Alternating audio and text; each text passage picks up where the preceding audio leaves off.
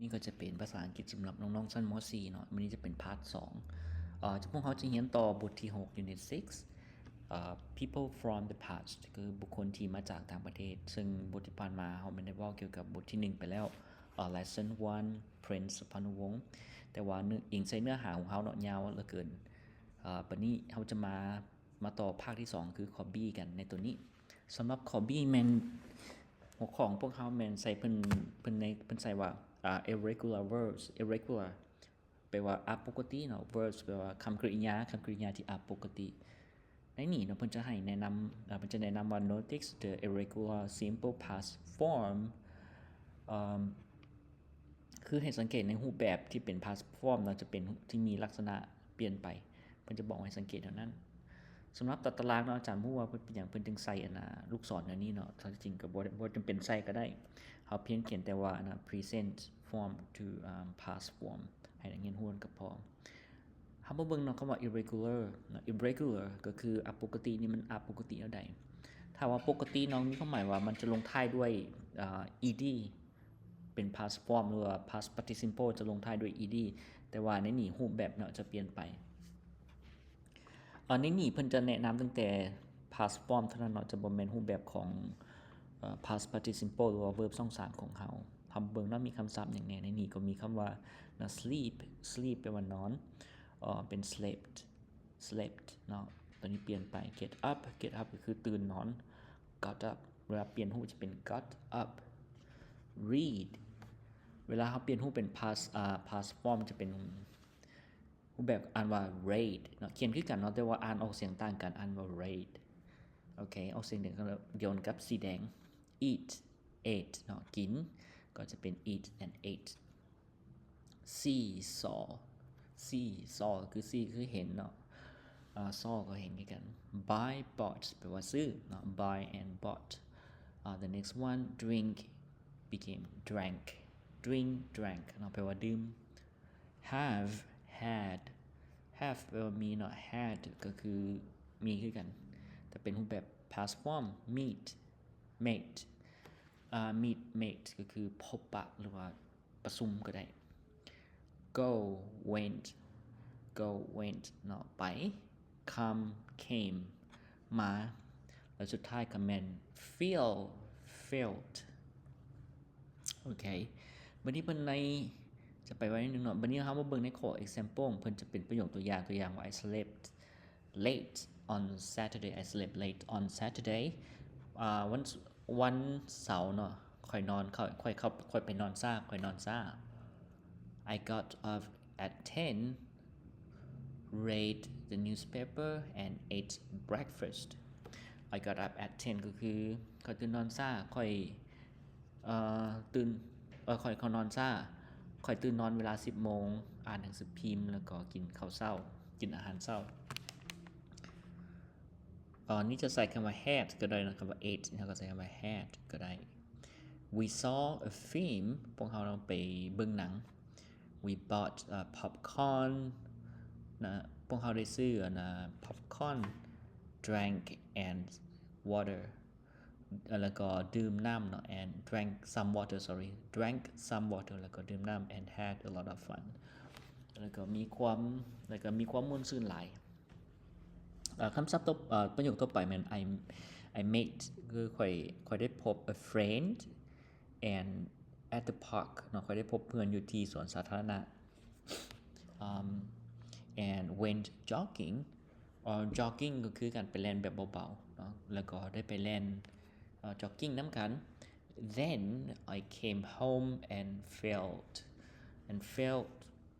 really tired แล้วจากนั้นค่อยก็กลับบ้านแล้วก็รู้สึกเมื่อยแท้ๆเนาะ really แปลว่าแท้ๆเนาะรู้สึกเมื่อยแท้ๆ Okay the next one is practice เนาะเป็นการฝึกซ้อมpractice number 1 what are the infinitive past forms of these verbs เพิ่นว่า infinitive ก็คือwhat are and past form infinitive ก็คือคำกริยาที่ยังบ่แจ้งแล้ว past form ของirregular verb นี่มีหยังแหน่อยู่ในนี้อันนี้ก็บ่ยากเนาะนี่จะบ่ยาก B ก็จะมีคำว่า was and were became นี่เขาจะได้คำว่า become speak ก็จะแม่นคำว่า spoke speak became เป็น become นี่หมายว่ากลายเป็นเนาะ speak ก็คือเว้าก็เป็น spoke เนาะ spoke spoke gave เนาะเป็น past simple เฮาจะได้infinitive จะแม่น give เนาะ give เอาให้เนาะมอบให้ run อันนี้จะเป็น ran เนาะ ran เปลี่ยนหุ่นพี่แปลว่า ran past participle ของเขาคำว่า heard เนาะ heard อันนี้จะเป็น hear ได้ยินเนาะจะ spell เอาตัวดีออกเนาะ hear heard swim ลอยน้ำก็เป็น swam spell ได้เนาะ swam swam made เฮ็ดหรือว่าสร้างนี่เขาจะเป็นคำว่า make make drive เนาะขับขี่รถเขาก็ใช้คำว่า drove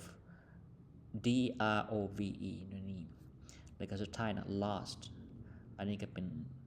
lose เนาะอยู่ในนี้ lose okay the next one number 2 complete these conversations เนาะเฮ็ดให้ประโยคนี้สมบูรณ์with the correct verb forms เนาะจงเฮ็ดประโยคบทสนทนาการสนทนาบนบทสนทนา conversation แปลว่าการสนทนาเหล่านี้ด้วยการเติม verb ให้ถูกต้องนะคำกริยาให้ถูกต้องตัวอย่างข้อที่1บอกว่าdid you have a good weekend เจ้ามีวันเสาร์วันอาทิตย์ที่ดีบ่B ตอบว่า yes I did เนาะเวลาเราตอบถาม did เราต้องตอบ did เนาะ yes I did I had อันนี้ก็ตอบจาก have เนาะเป็น had had a great weekend ค่อยมีวันเสาร์อาทิตย์ที่สุดยอดเลยอย่างประมาณนี้ great แปลว่าดีหลาย number 2 A you eat out on Friday nightคือคืนวันศุกร์เจ้าได้ไปกินข้าวข้างนอกบ่ในคืนวันศุกร์นี่เขาจะถามว่า did you eat out eat เมื่อนี้เขาใช้คำ eat คือการ eat out on Friday night B แปลว่า no I didn't เวลาเขาตอบเป็น didn't didn apostrophe t didn't some friends อันนี้เขาใช้คำว่า came เนาะ came เขาเปลี่ยนตัวนี้เป็น came over some friends came over ก็มายามมีหมู่มายาม we ate อันนี้เขาใช้ว่า we ate dinner at my apartment พวกเขาได้กินข้าวแรงน้ำกันอยู่ที่อพาร์ตเมนต์ของค่อย then we went to a movie แล้วอย่างนั้นพวกเขาก็ไปเบิ่งหนังกันthe next one is number 3 อันนี้จะเป็นประโยคคำถามเนาะก็ใช้คำว่า did ก็เลย did you read the newspaper this morning เจ้าได้อ่านข่าวหนังสือพิมพ์บ่ในเช้านี้ B ตอบว่า yes I did นะแม่นแล้วข้อยได้อ่าน I read it at work ข้อยได้อ่านมันตอนเฮ็ดเวียกธรรมดาเฮ็ดเวียกก็บ่อ่านหนังสือพิมพ์แม่นเนาะnumber 4 อันนี้ก็ใส่คำถามเนาะก็ใส่ว่า did you have breakfast this morning เจ้าได้กินข้าวเช้าบ่ในเช้านี้B ตอบว่า no I didn't เฮาตอบ I didn't เนาะ I got up late เนาะค่อยตื่นช้า but I bought เนาะ BOUGHT I bought a cup of coffee แต่ค่อยก็ได้ซื้อกาแฟจอกนึง and drink it on the bus แล้วก็ดื่มมันในเวลาขี่รถเมล์ไปเวียกอย่างประมาณนี้โอเคนั่นคือทั้งหมดอย่างของ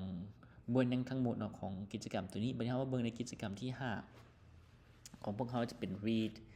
and translate อ่านแล้วก็แปลฉะนั้นเฮาจะมาอ่านแล้วก็แปลไปพร้อมกันเพิ่นบอกว่า read the text below and translate it into Lao ก็ให้อ่านแล้วก็แปลเป็นภาษาลาวสมัยนี้ใช้ถ้าว่าบ่อยากอ่านก็ใช้ AI เนาะแปลก็ได้แต่มันจะเป็นทางลัดไวเกินไปมันอาจจะบ่ได้พัฒนาหยังเฮาใช้ AI มันอาจจะบ่ได้พัฒนาทักษะของเฮาเลยเนาะถ้าดีแท้ก็ให้ฝึกแปลด้วยตัวเองเนาะมันจะพัฒนาทักษะหลายกว่า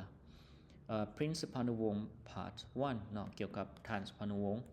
หรือว่าเจ้าชายสุพรรณวงศ์ในภาคที่1กันเฮามาเบิ่งในนี้เนาะเพิ่นบอกว่า Prince สุพรรณวงศ์ was born on July 13, 1909 at Ban Mai village ท่านสุภานุวงศ์เนาะเกิดในปีเจ้าชายซะเนาะเจ้าชายสุภานุวงศ์แม่นเกิดในเดือน6เนาะเดือน7แม่เดือน7จุลายแม่นเดือน7เนาะวันที่13เดือน7 1909อยู่ที่บ้านใหม่เนาะ village at บ้านใหม่ village หลวงพระบางเนาะอยู่แขวงหลวงพระบาง province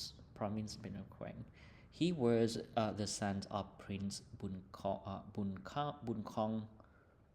องI don't know this word เพิ่นเป็นลูกชายของเจ้าชายบุญกอง and princess คำอุ่นแล้วก็เจ้าหญิงคำอุ่น after finishing school in หลวงพระบางหลังจากที่จบจากโรงเรียนจากแขวงหลวงพระบางPrince Panuvong went to Hanoi to continue his studies ท่านสุภานุวงศ์ก็ได้ไปโฮจิมินห์บ่ไปโฮจิมินห์ไปฮานอยขอโทษเนาะไปสำนักสับหลังอยู่ไปฮานอย to continue คือเพื่อไปเรียนต่อเนาะเพื่อไปเรียนต่อ continue his study สืบต่อการเรียนของเราถ้าแปลตามตัวก็เพื่อสืบต่อการเรียนของเพิ่น he then went to Paris หลังจากนั้นเราก็ได้ไปปารีส French เนาะก็คือประเทศฝรั่ง to study at the National School of Bridge and Road Engineering เพื่อไปเรียนอยู่ที่โรงเรียนขวดทางแห่งชาติเนาะวิศวกรขวดทางแห่งชาติแม่นว่าวิศวกรรมเนาะวิศวกรรมขวดทางแห่งชาติwhere he graduated in 1937 ที่นั่นเนาะเราได้จบการศึกษาได้สำเร็จการศึกษาในปี 1937 as a civil engineer ดังจบการศึกษาในปี 1937 เนาะคือสาขาวิศวกรมีอย่าง in civil engineers I forgot โยธาว่ะวิศวกรโยธาin 1938 ในปี 1938 he returned to Indochina and worked on many projects in Laos หลังจากนั้นในปี 1938 เนาะเราก็ได้กลับสู่ Indochina หรืออินโดจีนแล้วก็เฮ็ดเวียกในหลายๆโครงการอยู่ในลาวเวียดนาม and Cambodia อยู่ในเวียดนามแล้วก็กัมพูเชียIn 1940 ในปี 1940 Prince Panuvong joined the Lao Patriotic Movement ในปี 1940 เนาะท่านสุภานุวงศ์แม่นได้เข้าร่วมแนวลาวรักชาติเนาะได้เข้าร่วมกับแนวลาวรักชาติ In 1945 ในปี 1945 he returned to Laos to help strengthen the revolutionary movement เนาะหลังจากนั้นเราก็ได้กลับเนาะคืนสู่ประเทศลาวเพื่อเสริมความเข้มแข็งเนาะให้กับการปฏิวัติให้แก่การปฏิวัติขบวนการปฏิวัติโมเมนต์ให้แก่การขบวนการปฏิวัติ In October 1945 ในเดือน10 ปี 1945 The Lao Isla government was formed เนาะลาวอิสระรัฐบาลลาวอิสระแม่นได้ถูกสร้างตั้งขึ้น and has appointed as Minister of Civil Works Minister of National Defense แล้วก็ได้แต่งตั้งเนาะรัฐมนตรีกระทรวงมีหยังเนาะ Civil Work นี่อาจารย์ก็บ่ชื่อคือกันเกี่ยวกับวิศวกรอย่างประมาณนี้เนาะ Civil Work อาจารย์ข้ามตัวนี้ขอโทษเนาะข้ามก่อน Ministry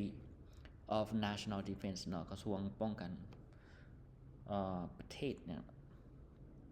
บ่แม่นกระทรวงเนาะนายกรัฐมนตรีบ่แม่นนายกเนาะรัฐมนตรีกระทรวงป้องกันประเทศเนาะ and Supreme Commander ก็คือ at the Armed Forces เนาะผู้บัญชาการทหารสูงสุดจะเป็นอันนี้ later in 1950 ในปี 1950 he became president of the Neo Lao Isla แล้วก็เราได้เป็นประธานของแนวลาวอิสระหรือว่า Free Lao Front เนาะ รือว่าชื่อภาษาอังกฤษเป็น Free Lao Front อยู่ในนั้นก็เบิดเนาะนั่นคือนะบทอ่านของเฮาเดี๋ยวอาจารย์จะมาประทวนคืนเบิ่งเนาะ civil works แม่นหยังเพิ่นแปลว่าหยังในนี้เพราะอาจารย์ก็บ่แน่ใจกันเพราะว่าคำนี้เป็นค่อนข้างนั้นสมควรศัพท์การเมืองบ่มีเนาะในนี้เพิ่นบ่ได้แปลให้มีแต่ว่า civil engineer ก็เกี่ยวกับวิศวกรโยธาเนาะ civil work เกี่ยวกับ civil แปลว่าเกี่ยวกับพลเมืองตัวนี้ก็ Ministry of Civil Work รัฐมนตรีกระทรวงโยธาโอเคเนี่ยภาษาMinister of Civil Work ก็คือรัฐมนตรีกระทรวงโยธาMinister of National Defense รัฐมนตรีกระทรวงป้องกันประเทศเนาะSupreme Commander of the Armed Forces ผู้บัญชาการทหารสูงสุดเนาะโอเคก็จะประมาณนั้นเนาะในของเรื่องราวของเพิ่นอยู่ในหั่นบัดนี้เฮามาต่อในข้อที่6กันสำหรับข้อที่6จะเป็น read and answer read the text again and answer the questions below เนาะอ่านบทเรียนคืนอีกครั้งเลยแล้วมาตอบคำถามนำกันมาเบิ่งนำกันข้อที่1 when was Prince Panawong born let me read how can I recall he was born เฮาก็ตอบเบิ่งอยู่นี่เนาะแสดงว่าJuly ในเดือน7 13 1993 1909 not 1909 Number 2 what were his parents' name let me see I cannot remember sorry Prince let me see หลวงพ่อบาง he was born sons of Prince Bon Kam and Princess Kam Un Okay, number 2. Number 3, let me see. Where did Prince Panawong study civil engineer? ท่านสุพรรณวงศ์นี่ไปเรียนเกี่ยวกับวิศวกรโยธาอยู่ไสin Paris, France อยู่ปารีสฝรั่ง What did he do in 1940? ปี 1940เราเพิ่นไปเฮ็ดหยัง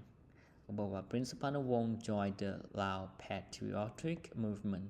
เขาก็บอกว่าท่านได้เข้าร่วมเนาะแนวลาวรักชาติแนวนั้น The next one and the last one number 5ข้อที่ท้ายเนาะข้อที่5เป็น when did he become a president of the Neo Lao Isla โอเคตัวนี้เฮาจะตอบข้อสุดท้ายเนาะก็ใส่ในนี้เฮาจะใส่ในนี้เนาะเขาบอกว่า he became president of Neo Lao Isla in 1950 okay เวลาครับตอบปิ้นกันเนาะตอบตัวนี้ก่อนจริงหรือว่าเขาจะว่า in 1950 he became president of Neo Lao Isla หรือว่าตอบสั้นๆก็ได้ in 1950 okay บัดนี้ข้อที่7จะเป็น look and write ให้เบิ่งแล้วก็เขียน write sentences about Prince Panawong using past tense verbs โดยการนำใช้ให้เขียนเกี่ยวกับประโยคเกี่ยวกับท่านสุพรรณวงศ์โดยการนำใช้รูปแบบกาลอดีตอยู่ในนี้ verb ที่เป็นกาลอดีตตัวอย่าง Prince Panawong 1909 อันนี้ก็ว่า Prince Panawong was born in 1909 ท่านสุพรรณวงศ์มันเกิดปี 1909 ต่อไปข้อที่1นะ Prince Panawong Hanoi to study Prince Panawong went to Hanoi ใช้คำว่า went to Hanoi to study to continue his studies ก็ได้the next one number 2 he's a civil engineer 1937 อันนี้ก็ตอบว่า he studied civil engineer in 1937เดี๋ยวเรียนหรือว่าจบเนาะเดี๋ยวอาจารย์เข้าไปเบิ่งก่อนนี่เขาจะน่าจะใช้คำว่าจบใน1937 let me check okay where he graduated okay จบเนาะ graduate he graduated in 1937 as a civil engineer เขาก็ตอบแบบนี้ก็ได้เนาะ and the next one number 3 he Indochina อันนี้เขาก็ใช้บอกว่า he returnedใส่ RETURNED to Indochina in 1938 and the next one he many projects Laos, Vietnam and Cambodia อันนี้ก็บอกใส่ว่าเขาก็ใส่ว่า he work for many projects ก็คือเฮ็ดเวียกให้กับหลายๆโครงการอยู่ในลาว in Laos Vietnam and Cambodia and number 5 he loved patriotic movement 1940 อันนี้เขาก็บอกว่า he joined the Lao patriotic movement in 1940 ก็จะประมาณนั้นเนาะในข้อนี้บัดนี้เฮามาเบิ่งในข้อที่8จะเป็น look and say เนาะเบิ่งแล้วก็เว้ากันlook at the pictures 1 to 6 and say sentences using the verbs and expressions given เนาะเพิ่นบอกว่าให้เบิ่งรูปภาพแล้วก็นำใช้คำกริยาแล้วก็คำที่เพิ่นบอกมาในรูปภาพนั้น example นะตัวอย่างนึงบอกว่า Prince Panuvong was born in Ban Mai village อันนี้เป็น Ban Mai village okay number 2เขาก็เขียนต่อเนาะhe went to he studied in Paris no he studied in Paris ก็ได้ the next one he worked in many projects in Vietnam Laos Vietnam and Cambodia number 4นี่ก็ใส่ว่า he joined Lao Patriotic and then he appointed minister เป็นรัฐมนตรีของ National Defense เนาะกระทรวงป้องกันประเทศป้องกันชาติ number 6 became Neo Lao Islam movement he became president of Neo Lao Islam movement okay ก็ประมาณนั้นเนาะบทเรียนของท่านสุพรรณวงศ์ส่วนใหญ่เพิ่นจะบทเรียนนี้เพิ่นจะเน้นเรื่องของไวยากรณ์แล้วก็ประวัติของท่านผู้นำเนาะท่านสุพรรณวงศ์บัดนี้เฮาเบิ่งในข้อที่9เพิ่นบอกว่า write about somebody you know ให้เขียนเกี่ยวกับบางคนที่เจ้าฮู้ well such as your grandfather อย่างเช่นว่าที่เจ้าฮู้ดีเนาะอย่างเช่นว่าพ่อเฒ่าของเจ้าหรือว่าแม่เฒ่าของเจ้าพ่อแม่ป้าๆน้าลุงหรือว่าต่างๆเนาะ etc คือต่างๆอื่นๆอย่างเช่นว่า my uncle was born in a small village in Savanakhet he finished his primary school in 1970 he blah blah blah so it's difficult to write for me แต่ว่านี่เป็นเรื่องยากหลายที่อาจารย์ให้เขียนแบบชิมค่อนข้างบ่อาจารย์บ่ค่อยฮู้เรื่องคนอื่นหลายปานใดนะถ้าเป็นเกี่ยวกับของตัวเองก็ได้พอได้อยู่ในเรื่องของอดีตของตัวเองพอได้อยู่โอเคบัดนี้ตัวสุดท้ายนะบัดนี้ของข้อ10เฮาจะมาเบิ่งข้อที่ spelling game เป็น hangman เป็น hangman ตัวนี้เป็นกิจกรรมที่จะม่วนแน่แต่ในสมัยตะกี้นะเป็น hangman play hangman using words from reading text เนาะตัวอย่าง example ministry sorry minister not ministry ก็คือรัฐมนตรีอย่างนี้นั่นก็คือเบิดเนาะวันนี้ต่อไปจะเป็นบทที่2จะเป็น Prince Panuvong Part 2ซึ่งอาจารย์จะเอาไว้เก่าในขั้นต่อไปเนาะโอเคสำหรับบทเรียนมื้อนี้ก็คงจะจบเท่านี้เนาะ